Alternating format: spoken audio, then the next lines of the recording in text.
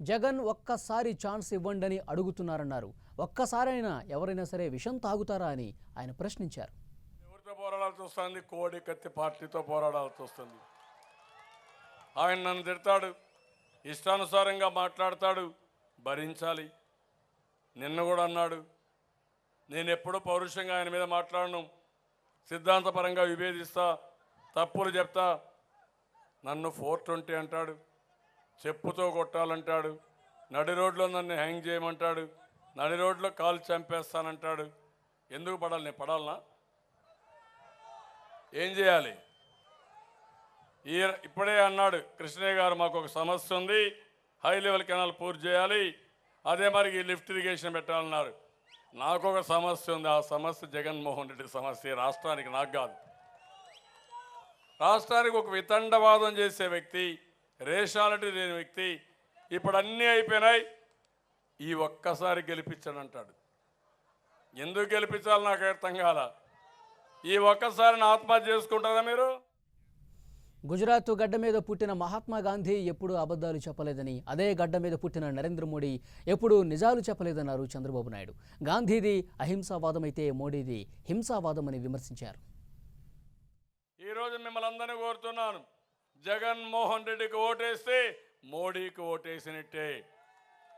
మోడీ గెలిస్తే మీ జీవితాల్లో చాలా సమస్యలు వస్తాయి.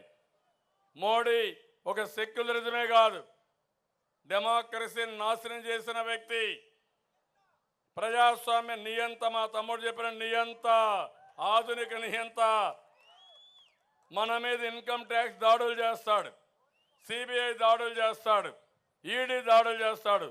నేను అడుగుతున్న, అబద్ధాలు కోరంటే నరేంద్ర మోడీ. ఏ లగ్నాన పుట్టాడో, వాళ్ళ తల్లిదండ్రులు ఏం భోజనం పెట్టారో నాకు తెలియదు, కానీ సత్యం అనే మాట తెలియదు.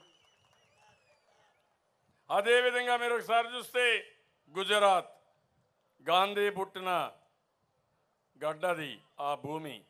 ఆ భూమి మీద ఆయన ఎప్పుడూ అబద్ధాలే చెప్పలా, నరేంద్ర మోడీ ఎప్పుడు నిజమే చెప్పలా. ఆయన ఎప్పుడు అహింసావాదం, ఈయన ఎప్పుడు హింసావాదం.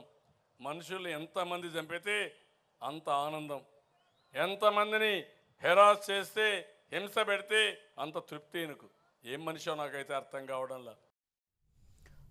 కోడికత్తి పార్టీతో ఉద్యోగాలు రావని న్యూసెన్స్లు క్రియేట్ చేస్తుందన్నారు చంద్రబాబు నాయుడు. కియా సంస్థ కోసం ఎన్నో రాష్ట్రాల ముఖ్యమంత్రులు పోటీపడ్డా వారిలో విశ్వాసం కల్పించిన ఘనత తమదే అని చెప్పారు. ఇప్పుడు ఇంటర్మీడియట్ పాస్ అయిన పిల్లలకు కూడా 2000 రూపాయలు ఇస్తా, దానికి కూడా శ్రీకారం చుట్టా.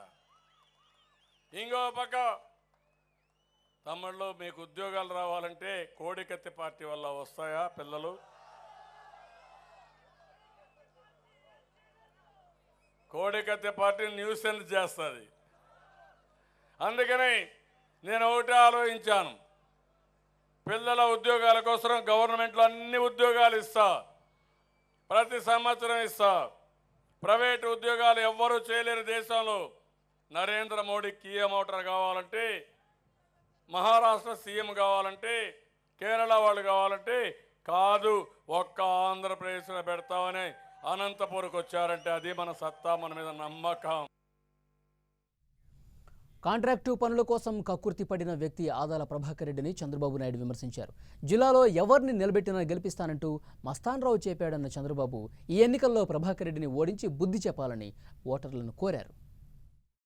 నాటకాలాడిన వ్యక్తి ఈ ప్రభాకర్ రెడ్డి, డ్రామాలాడిన వ్యక్తి ప్రభాకర్ రెడ్డి, పనుల కోసం కక్కుర్తి పడే వ్యక్తి ప్రభాకర్ రెడ్డి.